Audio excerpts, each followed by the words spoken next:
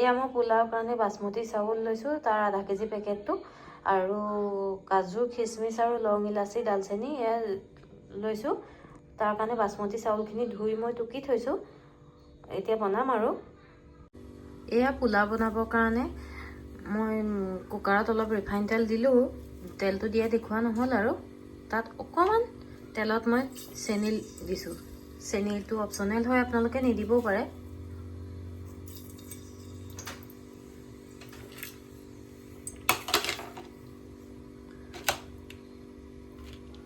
তাৰপিছতে দিছোঁ লং, ইলাচি, ডালচেনি। তাৰপিছত ৰুকি লোৱা গাজৰখিনি লগতে কাজুখিনি দি দিছোঁ।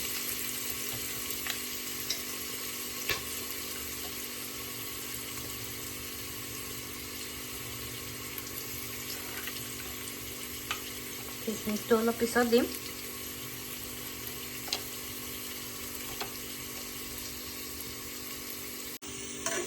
এতিয়া সেইখিনি অলপ লৰাই দিছোঁ।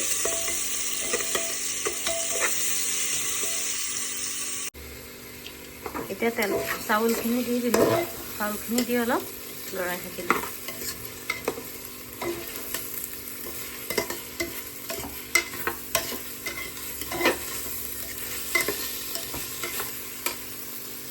একেবাৰে অকণমানকৈ সোৱাদ অনুযায়ী নিমখ অকণমান দিছোঁ। আপোনালোকে নিদিবও পাৰে। মই নিমখটো দিলে অকণমান ভাল পাওঁ, সেইকাৰণে দি দিছোঁ।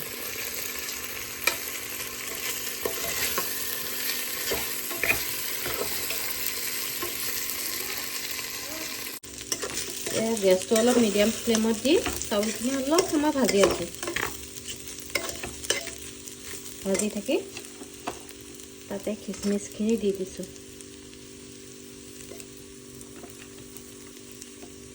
ঘিউটো মই পিছত দিওঁ, আপোনালোকে আগতো দিব পাৰে বা পিছতো দিব পাৰে, নিজৰ কথা আৰু। মই পিছত দিলে ভাল পাওঁ, কাৰণ অলপ ধুনীয়া গোন্ধাই থাকে ঘিউটো পিছত দিলে।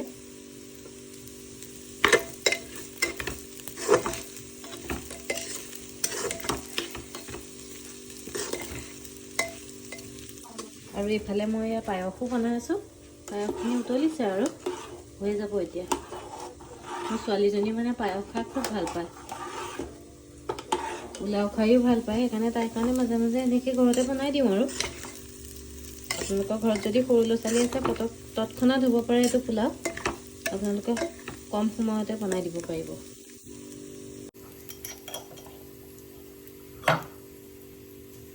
এয়া মই এতিয়া পোলাওখিনি 2 চামুচ ঘিউ দি দিলোঁ।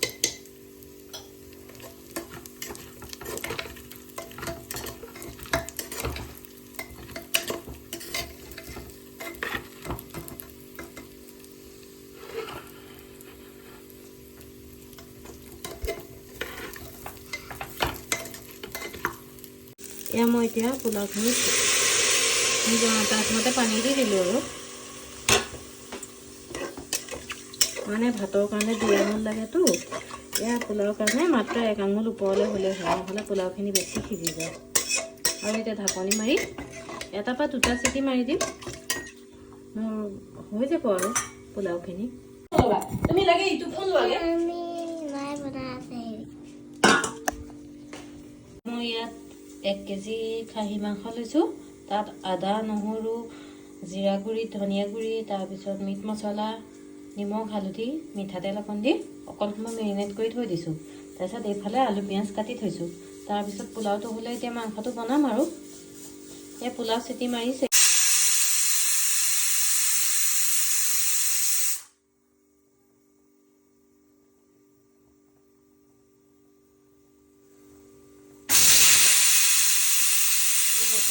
এড কৰি দিলোঁ, লাহে লাহে হৈ থাকিব। এয়া কেৰাহীখন গৰম হৈ আহোঁতে কেৰাহীত অলপ তেল দিলোঁ। নিজৰ প্ৰয়োজন অনুপাতে দিব আৰু তেলটো। গৰম হোৱাতে মই তেলত পিঁয়াজ দি দিলোঁ।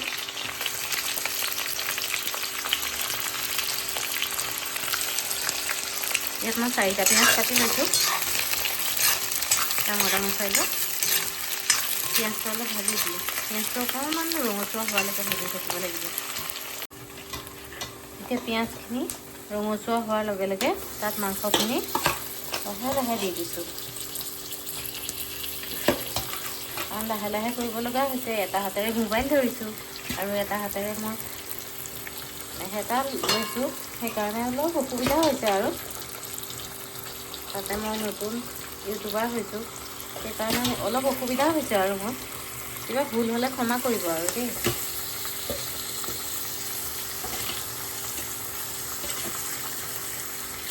মাংসখিনি দি ভালদৰে লৰাই দিলোঁ।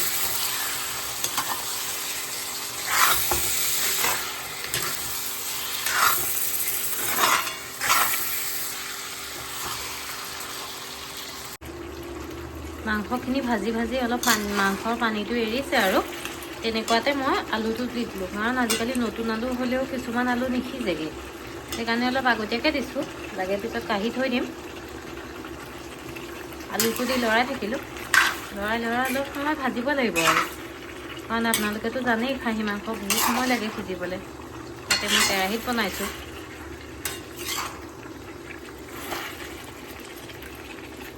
আপোনালোকে চাই থাকিব দেই ভিডিঅ'টো। এই ঢাকনি দি অলপ সময় ভজাৰ পিছত অলপ পানী ওলাই গৈছে।